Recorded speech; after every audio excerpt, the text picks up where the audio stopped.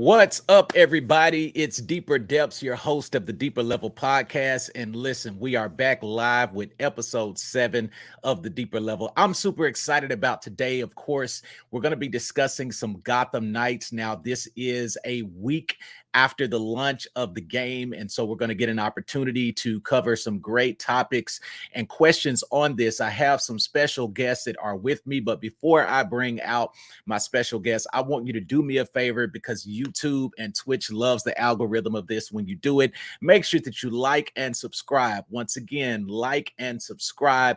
We've got a special guest that's going to be coming on next week as well. I cannot say anything yet, but I promise you it's going to be lit right here on the Deeper Level. So make sure that you like and subscribe to this channel so that you never miss a time when I'm live or that we are doing a podcast. If you are on Twitter, make sure that you share this post. Let them know that we're live right now. We're going to be talking to my special guest. So today, these are two individuals that are very active in the Gotham Knights community. Both of them are active members. They are content creators, great content creators at that.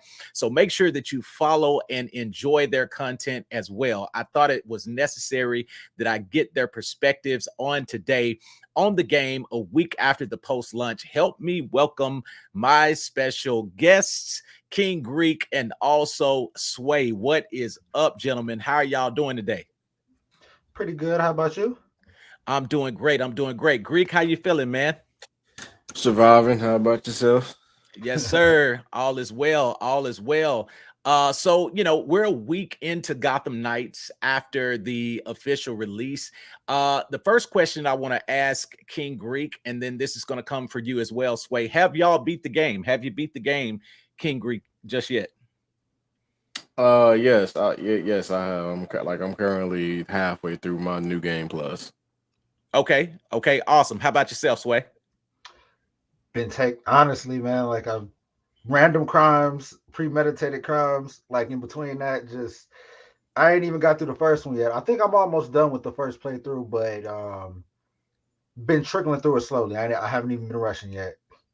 You know what? I'm right there with you, Sway. No lie. Like I literally beat the game last night, and I really wasn't even trying to, because that's the same thing. I've been taking my time with it as well, but I wasn't really sure how far into the Court of Owls story that it was. So like once I got to like 8.1 or 8.2 or something like that, and we actually ended up doing the last mission, it really wasn't even intentionally, because again, I've been just lost in the world and the lore of Yeah. Gotham. I mean, so I get it. And that's kind of what I want to talk about. What was your overall thoughts, King Greek, on the storyline as a whole? Well, Jacob Kane, for one. Again, I mean, but we talked about this behind the scenes. From the moment he was introduced, I already pretty much had my suspicions about him being the voice, so to say. The story, I feel it wasn't like one of the best stories I've ever seen, but it was pretty enjoyable for what it was. It's not often you get to see a showdown between two major factions like the League and the Court. It kind of makes me think about it makes me think of back to what I said before about how, like, if we ever get a Gotham Knights 2, or if the game went in a different direction, it would have been dope to see a version of their storyline based off the War of Jokes and Riddles. So the stuff, like, if I had to rate it, I'd give the story like a solid 8, a solid 8. And Okay. a lot of that ties into just how well the characters are portrayed and how much they really made them feel like an actual family. Got it. Got it. How about yourself, Sway? What was your thoughts? Or I know you hadn't beat it yet, but so far, what's your thoughts on the storyline? So last thing I did, like major story wise, was just got the labyrinth, like maybe a mission after Oh, labyrinth. yes. Yes. So that was very well done. Um, I think I would kind of agree with King Greek. Like the story would probably be right now so far for me, an 8. I think that all the characters have been portrayed wonderfully. Um, I just think that everything from how the Harley story, even though that's a side story, it was introduced in the main story to how everything is kind of unfolding now, and the story is just, I'm very much enjoying it right now. So yeah, I would have to put it around that 8 range if I was to grade it right now where I'm at. Got it. And I think that is honestly a solid grade that you Hmm. both are giving it because, the narrative team, Ann and the rest of the individuals that were writers, of course, they did a phenomenal job. And then, of course, the voice actors made it their own. I mean, like every voice actor that they got was top notch. I mean, these were pretty much A-list voice actors. And so they really drew us into the character. Now, of course, the whole thing with Jacob Kane, again, a little predictable. I kind of saw that coming. So, I agree with King Greek on that. But I do believe that an 8, and that's not a bad 8. Like that's a good 8. To me, um, who's been your favorite knight to play with? For me, of course, it's been Red Hood. I wanted to commit to going through the game with one knight first, just so I could see all of the cutscenes. Because the story stays the same for each one of the knights, but of course, we're seeing it from a different perspective. So, of course, I've been seeing it from the perspective of Jason Todd, Red Hood, and there was a scene where they were in the belfry, and I think they were getting ready to play like this mini game or whatever. And Babs and his interactions with one another, of course, she's helping him process his hurt, process his anger. I mean, this guy has died. He's been killed. So of course he's struggling, mentally and emotionally, he's going through it. But just seeing her interaction with him in the belfry, man, that just was top notch. So, as for me, my favorite night thus far has been Jason Todd. But how about yourself, King Greek? Who have you gravitated towards the most? I would say like I would definitely say Batgirl in terms of how they handled her character coming off of her recovery and also seeing her dealing with the loss of Commissioner Gordon.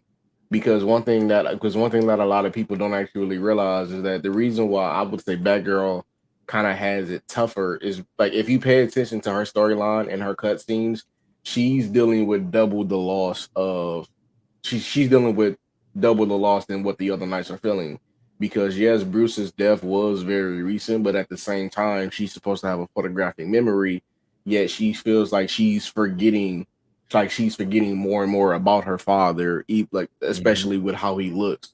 So she's struggling coming to terms with that aspect, and just like how she was, being a shoulder to lean on for Jason Mhm. in terms of saying that saying that it's okay to be angry that you died because that's not something normal. He at the On the same hand, he's telling her to use that anger and frustration that she's feeling about her father and putting that to good use, like how he does when he's out in the field and with everything else that he's been doing since he's been back. So it's been a nice back and forth with them. And you know what, King Greek, that's interesting that you say that, because again, she is processing two different losses: the loss of her father and then also the loss of her mentor, Batman, uh while helping other individuals get through what they're going through. And that's relatable even in all of our lives. I mean, we're always helping others. Even as a content creator, we're keeping people encouraged. We're making videos, we're drawing people into the game, we're being positive in the community, but yet and still we still have those personal battles in our life that we're fighting through as well. So, again, I think that that is a good perspective to speak to it from, and that would make her character relatable to a lot of us. How about yourself, Sway? Who have you gravitated towards the most? Nightwing, of course. Yeah. Just seeing like it's for me, I guess the experience is just as a person who's been like an avid Nightwing reader for practically my entire life, how well that character is portrayed, and also like how in his cutscenes well it's gotten over as far as the aspect of him being expected to take over. Uh-huh. You get the little tidbits about him being on the board representing Bruce. Then he has to deal with the team. Even there are scenes where he wants to comfort him, but like he comes to a realization like some people might just break if you do embrace them and tap them on his shoulder. So you can literally see him like about to tap his shoulder and then pull back and change the Mm. subject because of that. And even from the scenes with Alfred, like kind of giving him tough love or telling him that he would him up, like, he patched Bruce up, and just him struggling to deal with becoming a leader and not falling short from what Bruce was. Just that struggle alone is very, very, very important and just like well done in my opinion. You know what? Listen, let me say this, Chad. You can't get this anywhere else. I don't realize if know if y'all realize how well Sway and King Greek are articulating how they connect with the characters, because you made an interesting point, Sway, about how he feels that burden, that responsibility as being the leader. Even in the gym scene where him and Babs is working out together, he's just saying, hey, look, I feel like this is my responsibility to do this. And of course, she's tapping him on the shoulder, like, look, you got a team, you've got us here too. But there is dialogue within the cutscenes where they talk about how well Dick Grayson did at the board meeting. So you're right.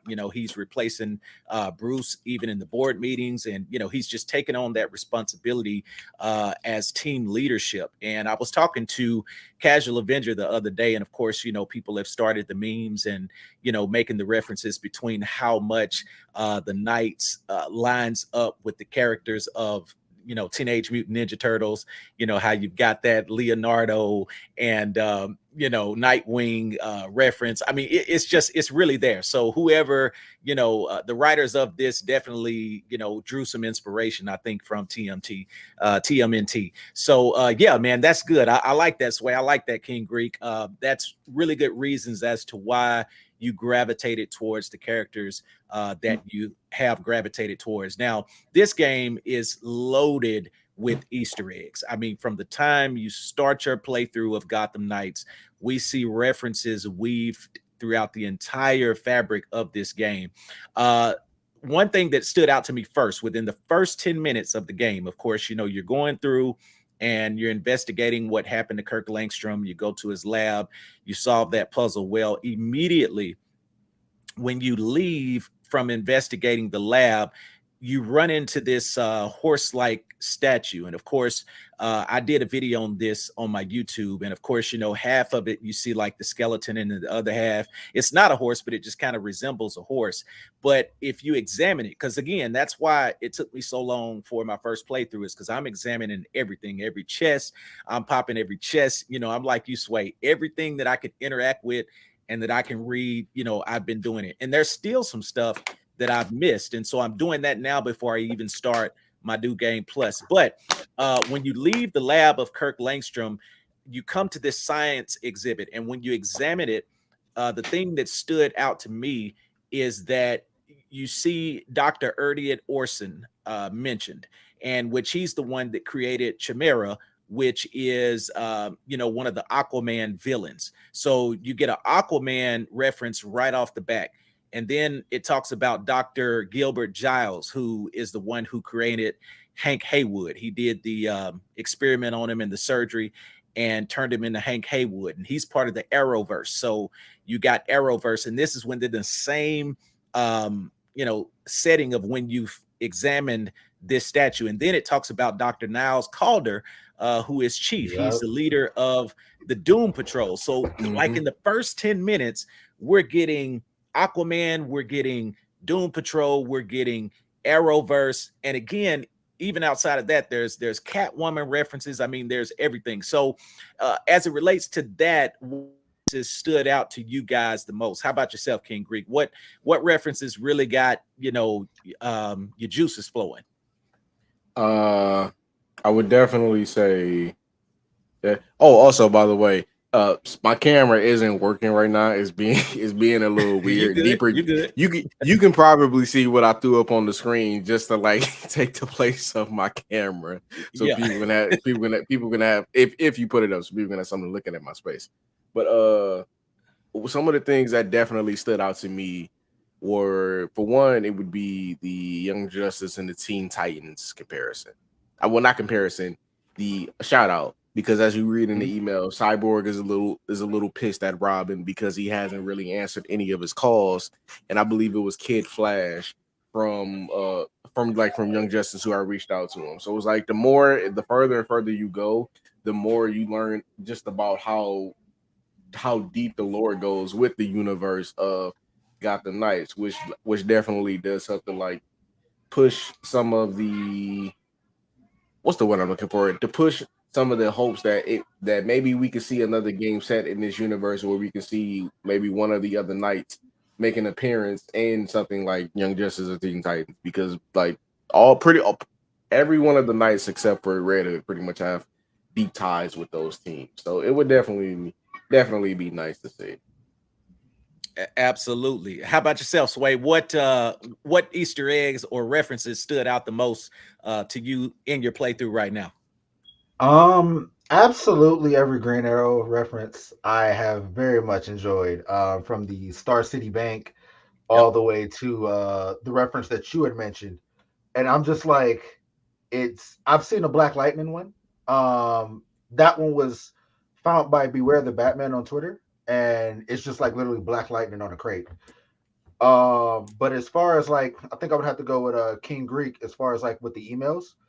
Um, from the Teen Titans, you got Corey, messaging Dick, telling her that, they're willing to basically come down to Gotham if they need him to. She knows that he's not going to accept help, but they're always a call away, basically. Just even the biggest one for me is Clark, because that's who Nightwing went to Yeah. get his name. So I think that was probably the biggest thing for me. And then there was another email by one of Nightwing's exes, and it tells him, like basically like, Yep. concern for him. Hmm. And she says that Superman is in Bloodhaven, which tells me that the moment that the news that Batman died, the first thing that Clark did was go to Bloodhaven to check on Dick. So I just always find it very, very touching, that Superman and Dick have that, that bond, like he's Dick's second father, pretty much. I got a question. Sure. Uh, I wondering if that was the same email or if that was a different one because there was another email where Lois had texted him and told him Mm-hmm. that there was someone else going by the name Nightwing in Bloodhaven, and that if he couldn't deal with it, she would let Clark know because Bloodhaven is apparently very very close to Metropolis. Clark could fly over and just deal with that for him just in case. I haven't Yeah, seen that the was a I different one. Yeah, I haven't seen the one that you mentioned. Yeah. Yeah. That one is, I think we all, I don't know how familiar you guys are with like Nightwing's lore, I guess, but like as soon as I seen that specific one, I'm like, that'd be crazy if they can get them over there, because get him over to Gotham for like a DLC or the next game, because I'm like, Yeah. that would be interesting. Yeah. I have no idea who it is. Honestly, I thought of Bat when I read that. And you know what? It's The thing is, and again, this is why, you know, the game is loaded with so much context because again, you've done a whole playthrough, King Greek, and that's one of the things that you didn't see on your first playthrough. So again, I know a lot of people wanted this to be a live service game and was saying, hey, the replay value would be there with live service, but again, just the opportunity to know that there's so much out there that we miss. And again, like I said, I finished the playthrough and I hadn't done everything. So like before I even start my new game, plus I'm going back, and finishing the races. That's one thing that I didn't get to do with the bat cycle. Finishing the my jump or whatever with my traversal ability. That's something that I didn't finish, so I'm going back and doing all of these things. And again, I'm seeing more cutscenes, and then there was a special cutscene even after you beat the game that's in the Belfry. So you definitely can't miss that either, Sway. But yeah, I mean, just look at the potential of what they can still do with this game, how many directions they can go. And then also too saw Sway, and I thought I was doing some, Doc, by getting two of the comic books. But brother, you got all you got all four covers. Yes, sir. I had to, man. Like I mean, the first issue for it, I was like, man, I'm gonna go all out here. I'm just gonna go for it. That's it. That's it. Now have both of y'all read the comic yet? Have you finished the first issue? I have waited to look at the issue until after I complete the game. That makes sense. Just Okay. to, yeah, so I've waited, even though I know it's before. I felt like I've already played through more than half of it. Might as well just wait it out and then just Yeah. go from there. Gotcha. How about yourself, Greek? I want it, but I'm broke. Well, hey, listen, trust me, I understand that too, brother. Now I can say I've read it. I finished my read like yesterday, I think. How'd you like it? And Evan Narcisse is the bomb. I mean, I don't know if y'all have ever witnessed any of his work, like Rise of Black Panther, which that was the prequel to Marvel's Avengers, the game. But I mean, this guy, this is well written. Like it jumps from the past because this is set 200 years before the events of what we're playing in the game, but then it's also present day stuff too. And you know, those Bloodhaven references are going to be in there. So, you know, especially with you being a Nightwing enthusiast, Sway, you're gonna love this first issue. And I know the second issue, it leaves you with a cliffhanger. So whenever you get a chance, you know, check that out and read it. But having said all of that about the Easter eggs that, you know, King Greek mentioned, the ones I mentioned, and the ones that you've mentioned, Sway, what would you like to see as far as post-lunch support / DLC in the game? King Greek first. Cassandra Cain, nothing else. Come on. Oh, you was ready for that, Doc. He was. he was ready, Sway. Okay, so Anytime I Cassandra talk Cain. to him, that's it. Now, why so? Why so? Well, if we're going to have the family here, okay. Oh, sorry. I got distracted. I got distracted. I'm currently playing Gotham Knights, and the train just honked at me because I'm in the way on the track. I didn't know they do that. I know cars honk at you. I didn't know trains honk at you too. But so we have the whole family aesthetic here. I feel like it would be nice to round it out if we actually got their sister and like involved in the mix. In terms of like villains, however, in future storylines, like there's definitely a lot that they can do because like we have references to so many villains that have already been here, like Two-Face, like we have Two-Face, we have Croc, we don't need Joker. We have Scarface, which is a different like in the ventriloquist, which is a different it's a woman this time. It's a different one than before. Because I believe Scarface's original ventriloquist was a man. I don't know who the new one is. But there's definitely a lot in terms they can do like in story DLC, but outside of characters, the main three I would want to see would be Cassandra, Duke, and Harper. But Cassandra first. Got it. Sway, how about yourself? As far as post-lunch DLC content, what would you like to see? I would Cassandra. like to. He's right. I would like to see Cassandra pop in. I would like to see a few villains pop in. I think that just seeing how the game is structured and seeing what the final product is, that one has like I think I've been prepared for a while. So like it's kind of changed for me because now I'm almost exclusively thinking villains, case files, um, more factions for like random crimes, Yep. only for the simple fact that I don't think realistically the way that the game is structurally built, it's not built for like DLC for more characters and things of that nature. So I think realistically we're going to be looking at like extra case files and probably more 4-player content if that, and just more maybe another faction or two, but I can't see the way the game is structured more heroes coming in. But if I had it my way, Cassandra would be coming in. Absolutely. Now, again, let's just say, for instance, because here's my thoughts on what I would like to see. If we don't get any more heroes to play with, playing off of your thought process on that sway, that the game is not really structured for that, and I can go with that. I can see that, you know, being a thing. Um, I'm good with that as long as we get villains. Yes. If let's say 2023, because we know that November the 29th, we've already got the first launch of DLC content with Heroic Assault. Yep.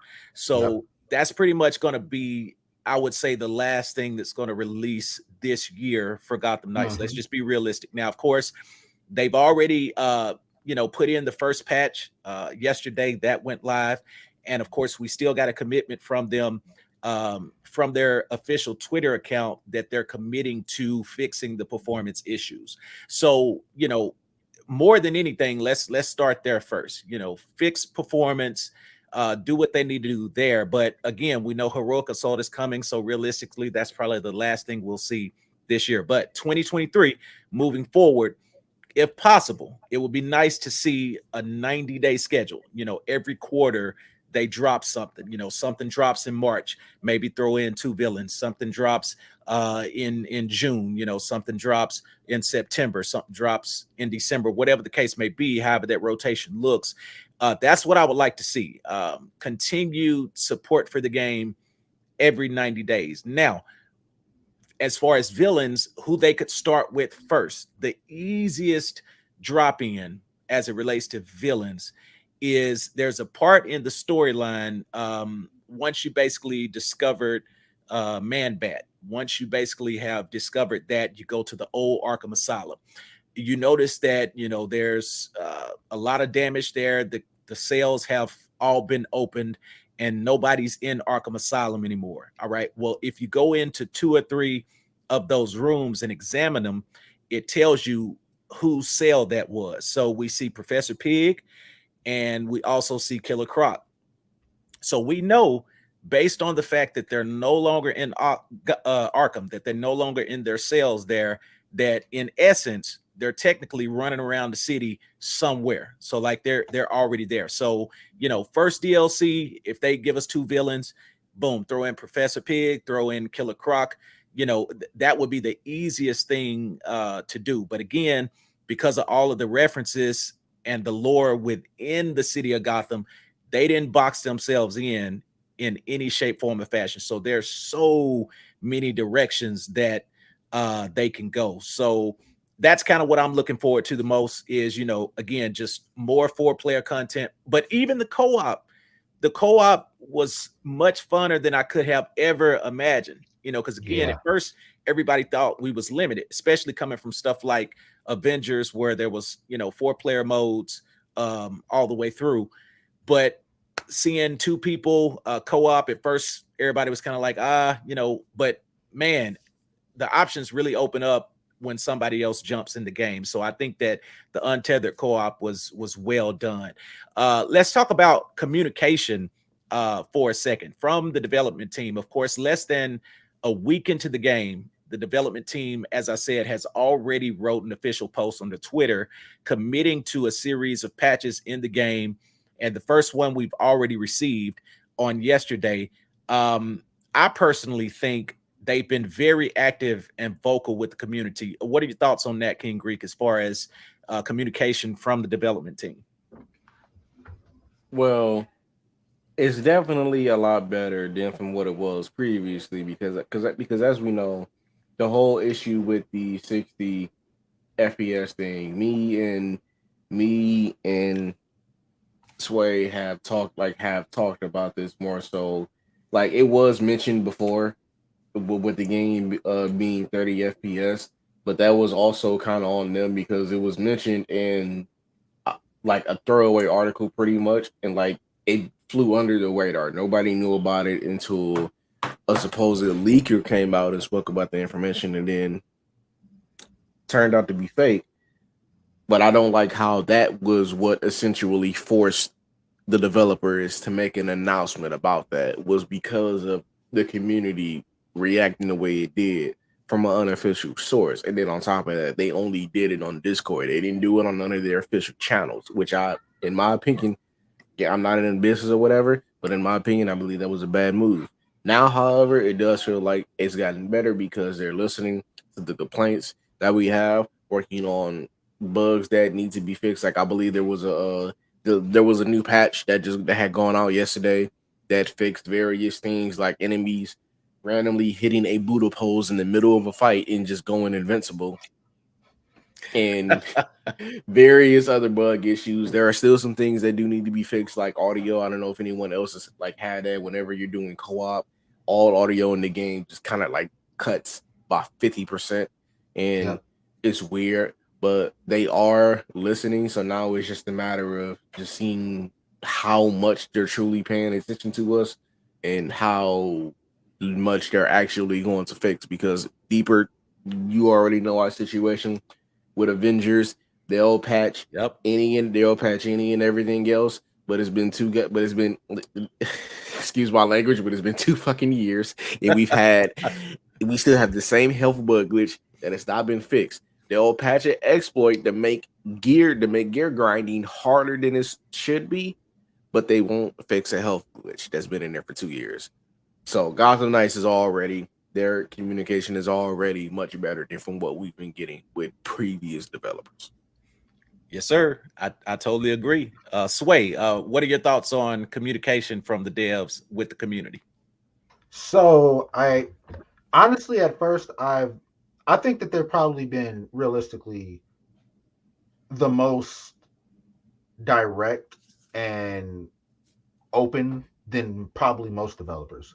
When it comes to showing footage, I remember for the longest time that people would say, "We need to see more of Gotham Knights," and I would reply with, "Show me one game that has given you two." At the time, it was only two demos, but show me one Right. game.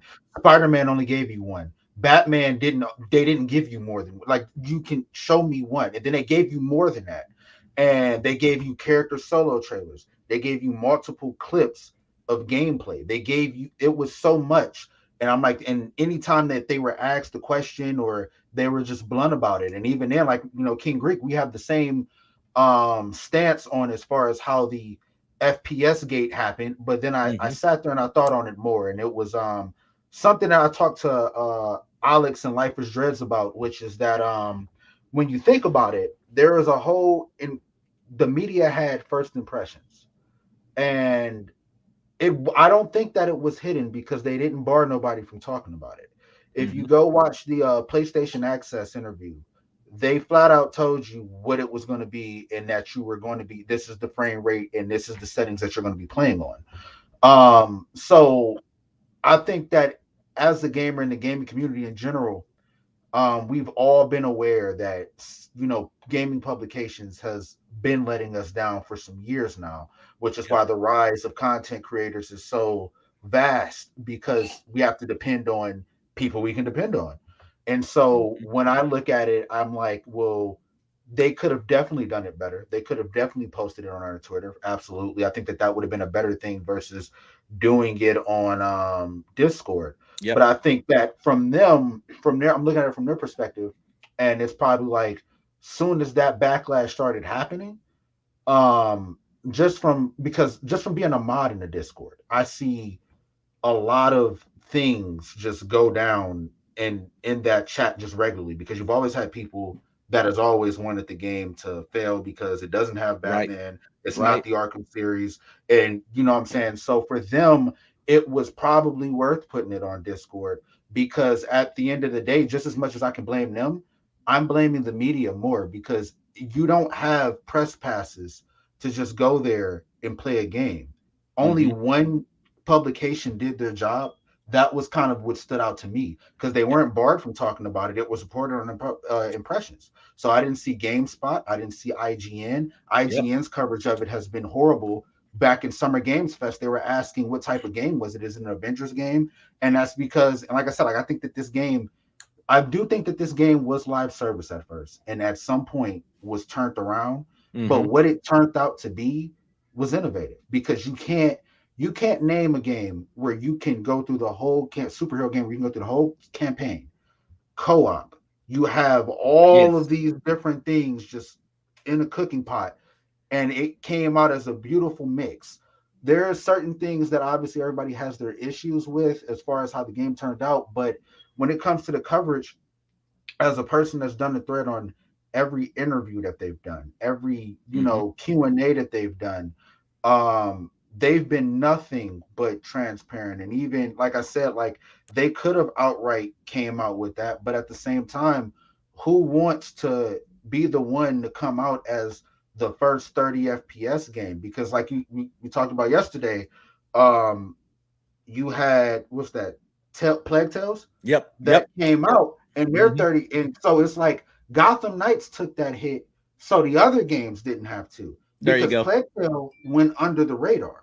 So nobody talked about that, nobody mentioned that. And then long behold, 2 days ago, we get an article from Digital Foundry saying that the return of 30 FPS on next gen is inevitable because of the hardware limitations, which myself and VG Fight School has also been talking about for quite some time. So I feel like from the beginning, there was a lot of things that this game has had to go against, and I can't blame the devs for sometimes making human errors, because they've been getting the crap end of the stick for a long time. Yep. And you can imagine people already were, upset about them canceling the game on next gen, I mean last gen. And so, the 30 FPS, you're charging $70 for a next gen game, and the 30 FPS was going to be the straw that broke the camel's back. But now, we know things now. I think the general public know things now that we didn't know in that moment, which is that you're going to see basically almost every title go back to 30 FPS because of those hardware limitations. And so I think that Gotham Knights is definitely going to be looked at, and even the developers themselves are going to be looked at by some people with the Thanos meme. Like perhaps we treated you too harshly, Right. because that's what it's been. Yep. Even like with the Joker, like I don't think that they've held anything back, because people would ask, like, is the Joker in the game? They said flat out, no, he is not Hmm. in the game. Even with Batman's death, is Batman dead? They told you he is. And then people kept asking about it, like, is he really dead? He dies in the first 10 minutes of the game, and he remains dead at the end of the game. They've Yep. been transparent from day one. So I can't say, that they've made some bad moves, but I chalk that up just to human error. They're human beings like we are. They got feelings, so they probably thought that posting it on the Discord was going to be a little bit lighter for them, but it wasn't like they were hiding it, because I could see if they had publications come out and say like, hey, you can't talk about the FPS. But the fact Right. that there was one that did, that indicates that they could. The other ones just didn't do their job. Wow, wow. That's so true, Sway. And I think that they've been nothing but, transparent from the beginning, just like you said. Again, they allowed IGN, outside of the stuff that they posted, the individual trailers and stuff on each characters and breakdowns of move sets and stuff like that. But they allowed IGN to come in for 30 days and do coverage the entire month of August. And again, like you said, there was no bar against IGN not saying, hey, we're looking at this game, we see it, even though they didn't let IGN play it Play it. initially. And Mm-hmm. I get that. And here's the reason why. By not allowing IGN to play the game until it was last minute, you control the narrative of the game. Because let's be honest, I think at this point, IGN is burnt out. I mean, they've been doing interviews Look for at what so they're long. memeing them now. Dude, listen, okay, Gotham Knights got a 5, bro. I mean, we all know that they're nowhere deserving of that. I mean, it's a 5 just for going gold. Even if you don't play the game, I think it's a 5 just for going gold and making it to the step that, most games don't even get to. But to give it a 5 overall, and they've been doing this not just to that game, but Call of Duty Modern Warfare 2 just dropped. They gave it a 6. Okay. And I know that's not a 6. So IGN is just getting bad. I mean, I think they've done interviews so long that they're just tired of doing them. And, they're just rushing through them and saying, okay, hey, this is my, critic score, whatever the case may be. But again, I see why WB Games Montreal did not allow them to play it too early, because Mm-hmm. they were going to do exactly what they did. Marvel's Avengers, same thing. They gave it a bad score now, which I think they ranked it higher than Gotham Knights, but still, There's a bias there. Yeah. I mean, that's Gotcha. just what they do now. So I take it with a grain of salt. Whenever Yeah. IGN gives anything a review, I take that with a grain of salt and I play it for myself and form my own opinion. With this game, like you were saying, the two-player co-op, I think this is now the model going forward because the people who cried over 30 FPS, okay, again, like you say, they've been transparent and upfront with every question people asked them. Hey, is Batman dead? Yeah, he's dead. Okay, well, guess what? They told us the truth. And when people didn't get the answer they wanted to hear, then they turned it into, okay, well, Batman probably really ain't dead. This is just something they saying to, protect the storyline. But, some stuff just won't satisfy people just in general. So here it is. They're being transparent. They're saying this, they're saying that, and yet people are still giving them a hard go. But with two-player co-op, I think this is the model going forward, being untethered, because this is something I would like to see even with Spider-Man 2. You know, Mhm. I would love to see being able to jump in with Miles, being able to jump in with Peter and do this thing together. Now, not saying that that's going to happen, but I'm saying there's a lot of games that can, take some positive notes from Gotham Knights. Of course, yeah, there are some things that Gotham Knights truly can improve on, but I think that, they nail some stuff. And then the whole 30 FPS thing, people who were comparing Arkham, Knights to this game, and once they found out Rocksteady wasn't making it, and it looks like a mobile game and this, that, and other. Well, here it is. Arkham Knights was 30 FPS. It was 30 FPS. And Arkham Knight had what people don't want to talk about is that when Arkham Knight launched, this is not a slight on Rocksteady or anything. This is really a slight on WB as a publisher. And with the new owners, I think that that's going to probably change going forward. Seeing as Yep. David Zaslav said that he doesn't even want to release movies unless the VX team has time to perfect it the way that they want to. So I think that you're going to see a games change after this year. But even with that going on, you got to think about. Oh my god, I lost my train of thought. What was the last thing you said? The third. I think we was talking about 30 FPS. Yeah, 30 FPS. How Arkham Knights was 30 FPS as well.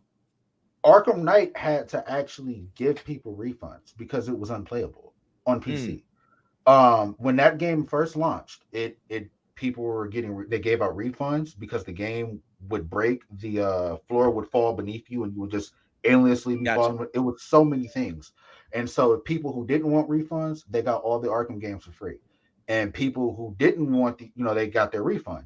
I was there. I experienced it.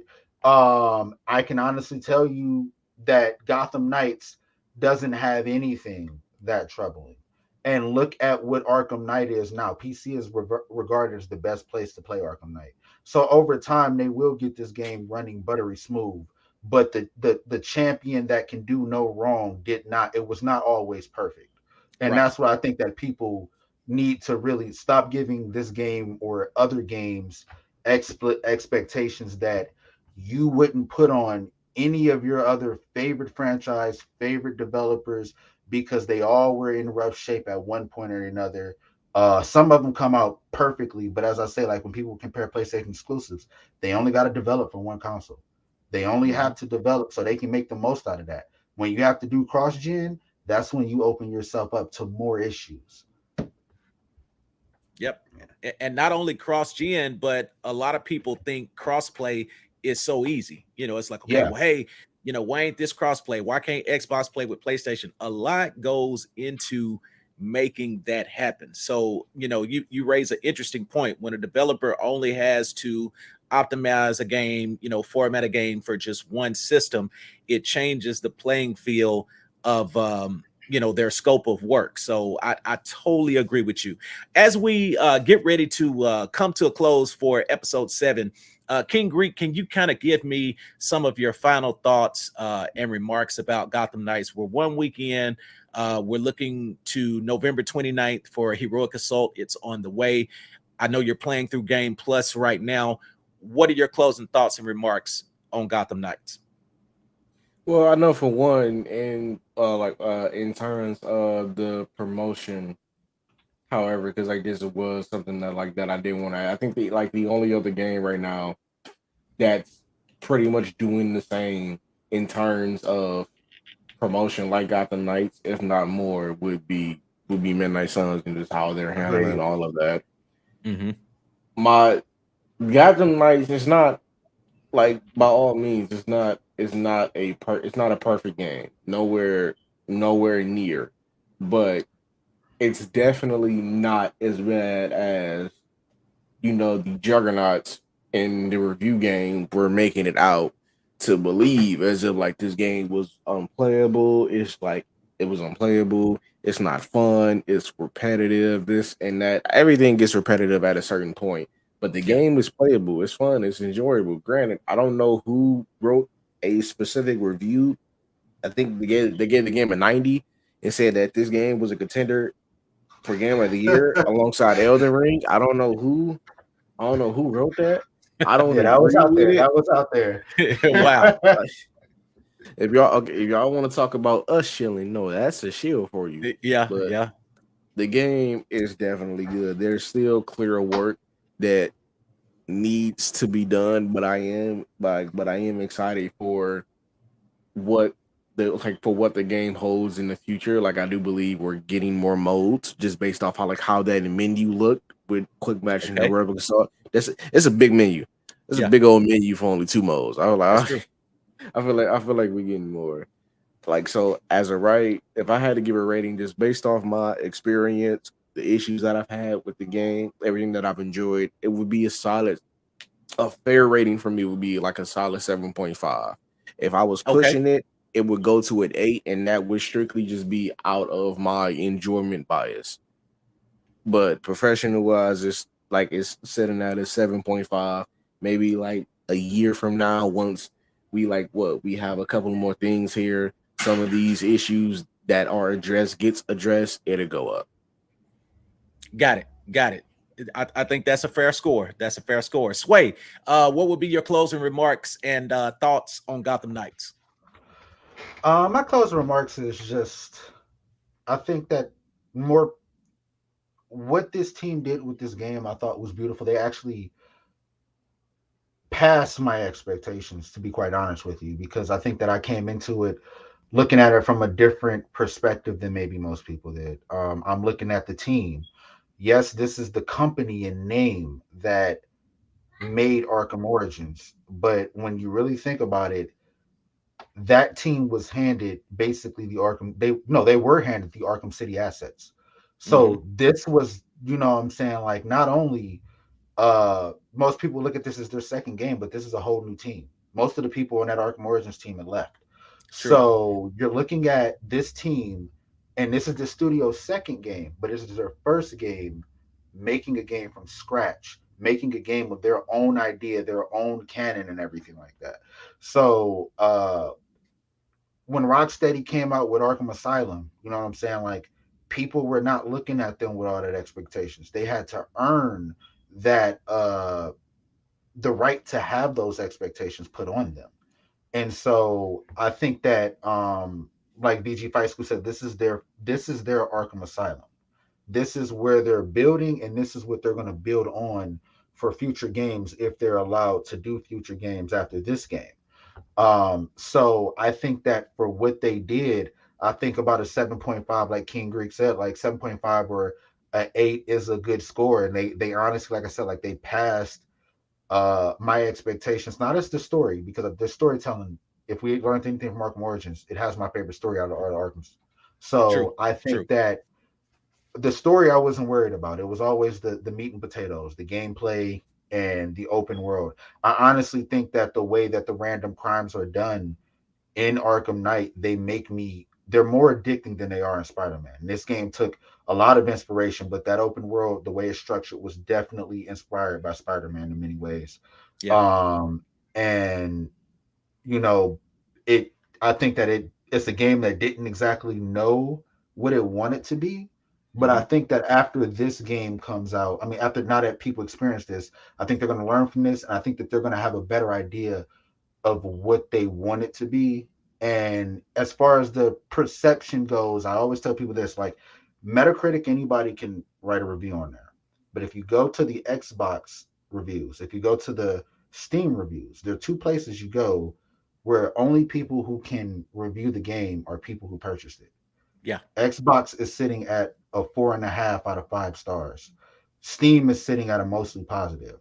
So it looks bad. There's like there's going to be people who clown the game and there's going to be people who do things, but if you're excited about the game, if you're interested in the game, give it a shot. Choose for yourself, because I believe that all DC fans, movies, video games, no matter Yep. what, are going to have to think for themselves, because the Black Adam taught us nothing, is that we don't the critics don't give DC a fair shake.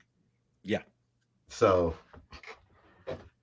Absolutely. You know what? Words to live by, both King Greek and Sway. Listen, fellas, I appreciate your time today and coming on this podcast for episode 7. The perspectives and the insight that both of you have given has been stellar. And to the Gotham Knights community, for those of you who are watching now and those of you who are going to be checking out the video on demand, make sure that you follow both of these individuals. I'm going to be listing their information right now. It's on screen.